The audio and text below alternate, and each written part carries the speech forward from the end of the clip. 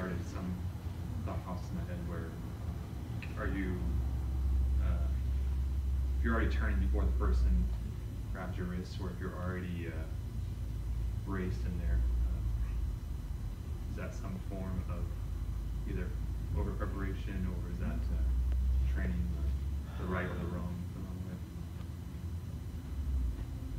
You mean when you're moving what appears to be ahead of them? So I think structured, like already sound structured before. I see two things in what you're talking about. So one thing is I'm doing Kihon Waza, and my Kihon Waza should be considered a conditioning or organization training. It should not be considered a self-defense.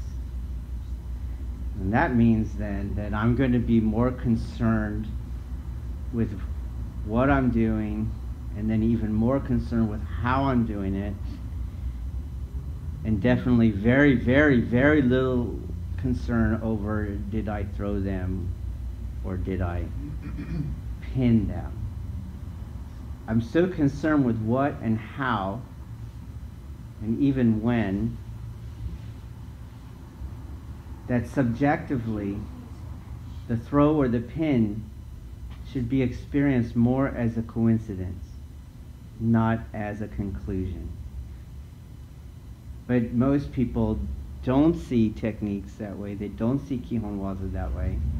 And even amongst those who have been indoctrinated with this old Budo paradigm, this Confucian way of training, right, is to move as if you already had the skill. So to be as if training, even those who are indoctrinated in that, the ego focuses in on the conclusion, and everything else becomes almost an obstacle, such that why will I turn my hips more if I could knock them down right here? And so turning your hips more is an obstacle in the sense that it's a delay to the thing you want, which is to throw them down. We had that in yesterday's drill where people would not rotate their hips fully, right? Well, if you don't rotate your hips fully, then you don't develop the skill of hip rotation. You don't develop the skill of maintaining structure in the face of centrifugal energy. You don't cultivate the skill of utilizing a single point for your weight shifting. For example, what most of you are doing is traditionally a no-no. One of the very few no-nos shared across traditional martial arts, which is no double weighted. Don't double weight, don't double pivot. Do you understand? Don't turn with your center of gravity between your contact points on there. That's a no-no shared. There's not many things shared. There's always variations, and some school thinks they got a secret this or that, but that's like one of them. No, double pivot is wrong. It's wrong because kinesiologically it's wrong. Kinesiologically it doesn't allow for rotation and stability. To pivot on 2 points, to have your weight between 2 points, is to lose stability, which is what, when you see a figure skater who's biting it. I always used to watch figure skating and go, wow, how many decades have they been trying that damn ass move? And you get to the Olympics and it's still like 50-50 if they're going to make the jump. It was always strange to me. But later you realize it's very hard to do your turn over where your mass is all in alignment over the point of rotation. Is very hard to do. And the tiniest variation where you're not, then you're going to bite it. That was happening yesterday. People were double pivoting, double weighted. So I want to understand Kihon in that sense of a conditioning, organization, training drill. So in that sense, yes, you do Kihon Waza, you don't yet have a great sense of body organization, center utilization. start it like that. Start the technique already in a kind of, plank. You know what I mean? The same kind of organization we're always trying to get. Start like that. That'll be better off. And then work to maintain that throughout the technique. Don't lose it the second they touch your hand, because your mind goes to that part and you lose consciousness of yourself and your own organization, right?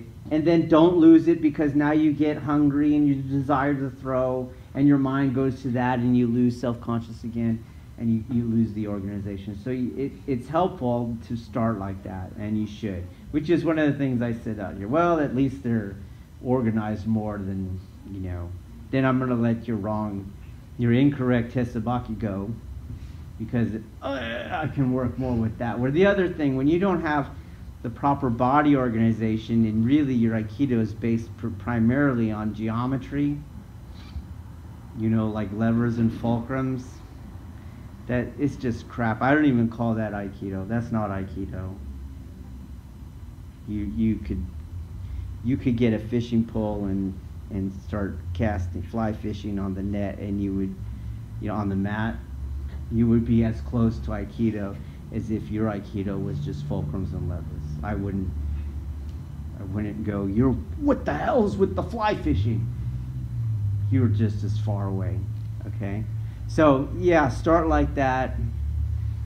I think that's a good place to start. But the other thing you're kind of getting to in Japanese is Musubi. It's a kind of tying or uniting or binding of two separate things to make one, like a harmony. Tying of your shoelaces, you make one. Or at L&L Barbecue, you have a musubi where you unite Spam, seaweed, and rice, right? That's the idea. So the musubi is often referred to as a blending, so no contesting of space, of matter. They don't push on their push, that kind of thing. And at the beginning, when you first start, that concept should be manifested, and is more easily manifested when you are blending material things. So like in Tai no Henko, your grip is, as Azuke is blended with Nage's movement. Nage is not supposed to crash into your grip or do some weird fulcrum thing to your thumb, right? To me, that's a waste of the drill. But as you go further, you begin to realize, and some of you, if you were very sincere in your self-observation skills, you would realize that you are actually clashing. They are hitting you. Sometimes there's a sound, right?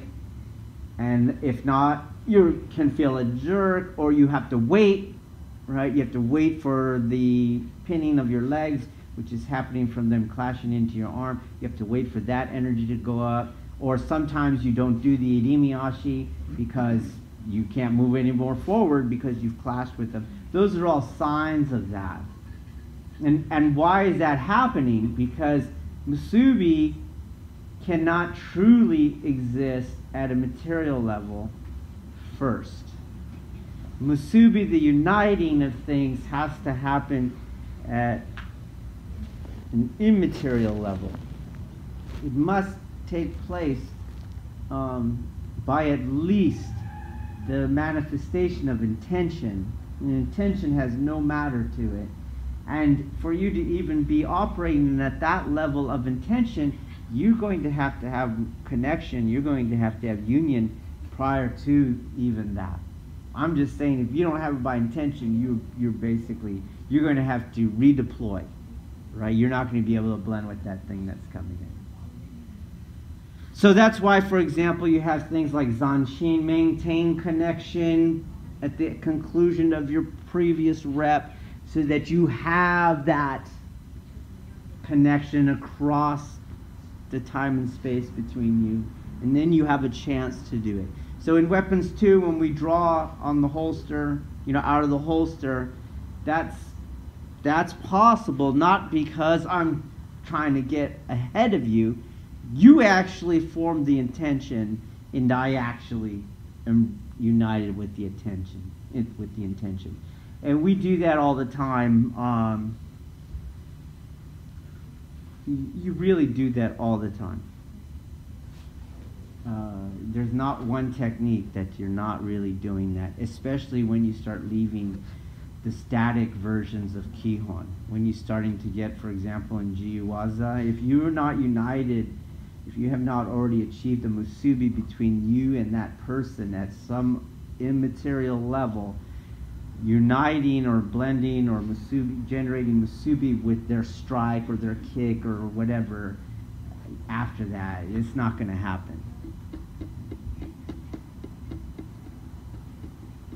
So it only looks like you're moving ahead. You're not really moving first or ahead. And as you train more, you'll start to see that. Usually Uke's first experience of it, or usually a beginner student will experience it first as Uke and do so in the following way.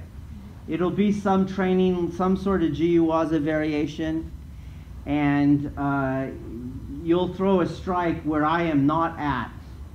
And you'll ask yourself, why in the F did I throw that strike? I knew it was, but I moved when you had the intention, and it's going to take you about 3/4 of a second to change plans. And so I remember that as a uke with my teachers. You're like, you throw it and you already go, crap, because they moved out of the way. Because they were already united with you. And if you saw the little demonstration there, that is all I'm doing. It's really cheating, because they keep going where I want them to go, but I make where they're going where I want them to go because I'm not there anymore. You get that? And so it looks easy. But that part of uniting across space and time, that part's not easy. That takes a long time to train. Which is why, for example, when we do weapons 2 training, I have that person drawing in front of you. I want you to get used to what that looks like. Okay, you're doing that training. Sometimes when we do the movement drills, when you're only allowed to defend yourself and you can only use angle of deviation, that's about you getting used to what does it look like, what does attacking body look like. Even doing Tai no Henko over and over and over again, what does a linear progression towards me look like and feel like? Your body is starting to gain that capacity for connection without actually touching. The downside of this is that a lot of people will look at it from afar, and because they did not experience that moment of why the hell did I throw that punch, they look at it and go, I guess you just throw punches to the side of someone, and so then they start training like that. So you go to these dojo all around the world, and people are throwing punches way to the side, way early. The nage is way deviating, and they call it leading, right? And somehow that makes it right. I thought it was Musubi. If I'm leading, I'm pulling. It's a weird thing that happens, but that leading and that that leading has no martial application whatsoever. The guy's just gonna readjust his aim. Okay, boom, and knock you right out. You see that a lot. I love watching when Aikido people, who don't understand these traditional concepts, and they misunderstand them and come up with these concepts like leading, and they train with punching off to the side, and they go ahead and move, and they wonder why the other guy, why aren't you following me? An extension of that problem too is when the uke runs circls around the nage. Like, how many 360s are we going to do here? What the hell? Am I in a vortex? What's going on? You know what I'm talking about? Like, especially like Idimi Nage, the uke is like just running around, and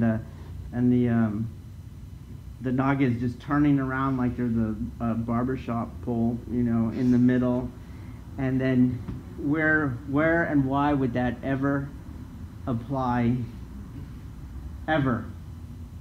Right? To me, spiritually, that's the exact opposite of what I'm trying to achieve. Because Musubi occurs at the absence of self. And this barbershop pole idea is like, I am the God of the universe, right? And all will revolve around me. Why? Just because, right? It's the exact opposite of what Buddha is aiming at. Which is why, if you don't revolve around them, they get pissed, and like an angry Greek god, they want to throw lightning at you, right? Because you didn't play their game with them. It's a very strange world, and Aikido is a big part of that strangeness. So don't confuse. Stick with this Musubi. Get your body organization first, and then try to understand Musubi first initially as a material communion, and then as an immaterial communion. Just keep training, and you'll get there. We train in it. We're getting you there. Even like how we do Tai no Hanko, I just need you to get used to people coming at you. Okay. Since during my Rimi Tenkan or Tenkai, I feel like that point, the part where you pivot, I feel like mine is mostly just a momentum thing. I don't know how to generate power through there. Can you kind of describe? Yeah, we need to have that class. We've done it in the past, but I finally put the Yang Yumiyashi video, which is how do I move forward, okay, and then the Yin Tenkayashi is going to be how do I rotate. And it's a question of how do I move forward while being grounded, and how do I turn while being grounded.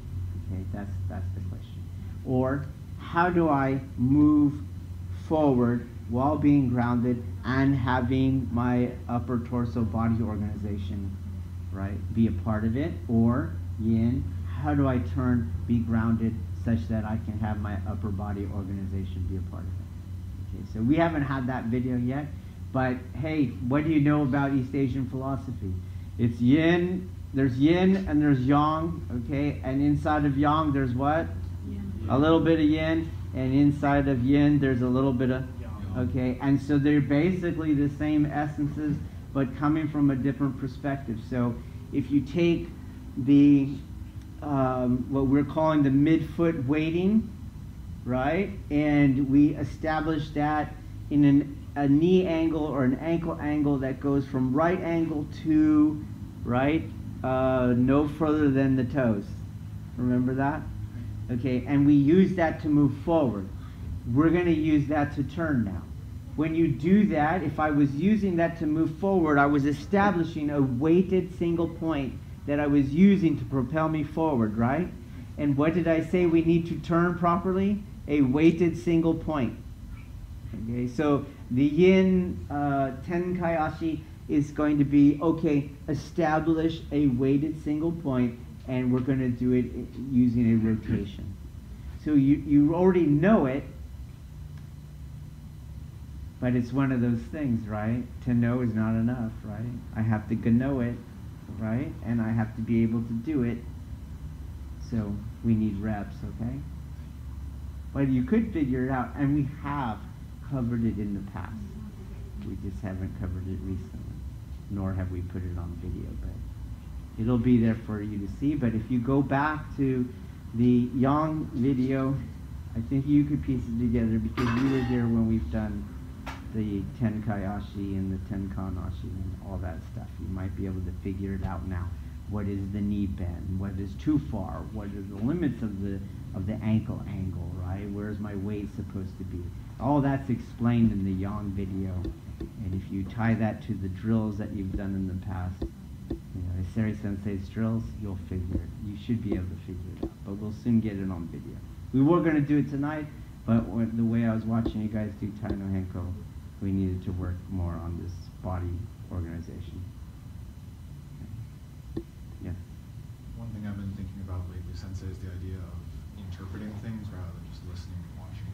Yeah. And I think I've been stuck on thinking I need to understand it rather than just listen, observe, do it. Is that so? Like, Is that a lack of faith issue more than like a lack of understanding? I think it's related. I think in some ways an over-intellectualization of our existence is about a type of unreconciled fear. And I think an unreconciled fear is often an obstacle to faith.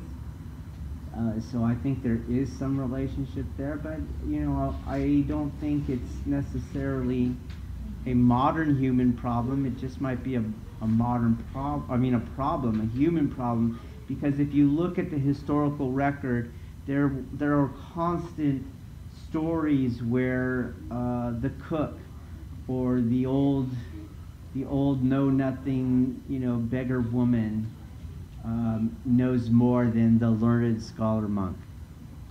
Okay, so even today in a Zen temple, the cook is a place of high-ranking, high cultural capital. But that's because a long time ago there were stories that pointing out that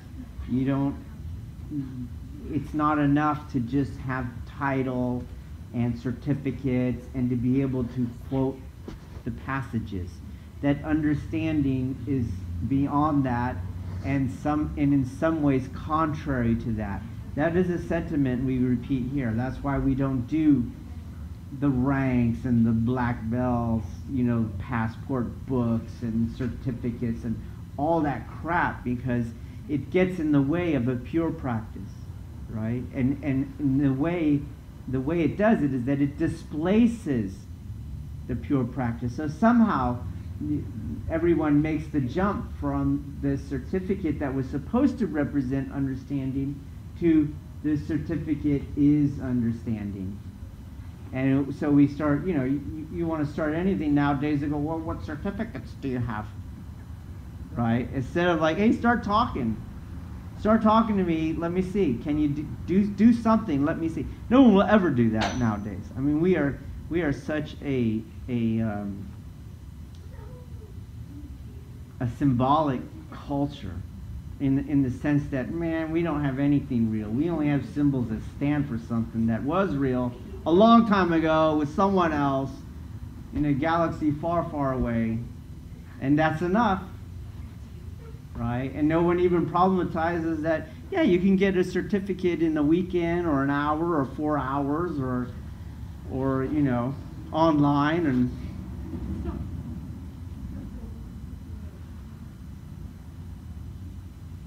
so we run things with that in mind, that it's about understanding, right? I use that joke, knowing, because the Greek word gnosis is about knowledge, but knowledge that you have a realization about, that it's in your blood, it's in your bones, in your tissue. So my professor at the university used to use that word to draw a distinction between knowing something and what we're trying to say with this word understanding or being or achievement or realization. He would say, not know, but to gno, which is a reference to gnosis. Gnosis, Greek word.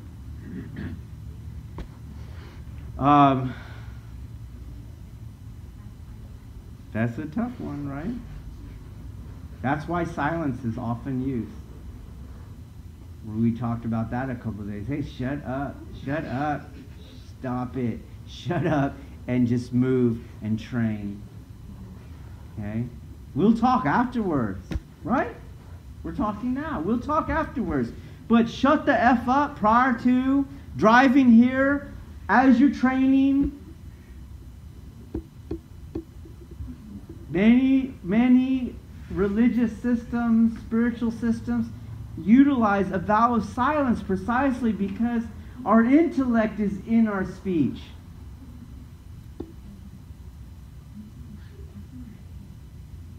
And in that speech then is our ego and our ego attachment, and is our obstacle towards good knowing. So shut up. Learn to do that. There's absolutely no reason, right? Why do you even have to ask a question? Like, I'm fine, this is a question and answer period, but why really did you have to ask, how do I do Tenkai-ashi? What did you have? What's another way of doing it, of learning it? Watching. Watching and doing it. Let's say I explain it to you. Are you any closer? No. I could give you the degrees and everything. You wouldn't be able to do it. And if you could, you wouldn't be able to do it under stress. Right? So, let's stick to these other ways that we learn. Watching, submitting, humility, self-displacement, silence. Those are the paths to knowing. Thinking, waiting for answers, having things make sense. These are obstacles to true seekers. And only the false seeker has a problem with that statement. Right? You put a couple false seekers here, they'll hate me. They're going to start checking their wallets and make sure their bank account is still right and see if their pants are still on. But they don't know. They don't know. They haven't truly sought enough. They haven't truly run into the problem of the limitations of the intellect because they were dabblers. And everyone can dabble everything, right? At a certain beginning, at a certain point in time, everyone played the guitar just as good as Stevie Ray Vaughan. At a certain point, everyone was as good as him at that certain point. So, dabbling does work, but only for a while. So practice silence and observation. You'll get further. Thank you.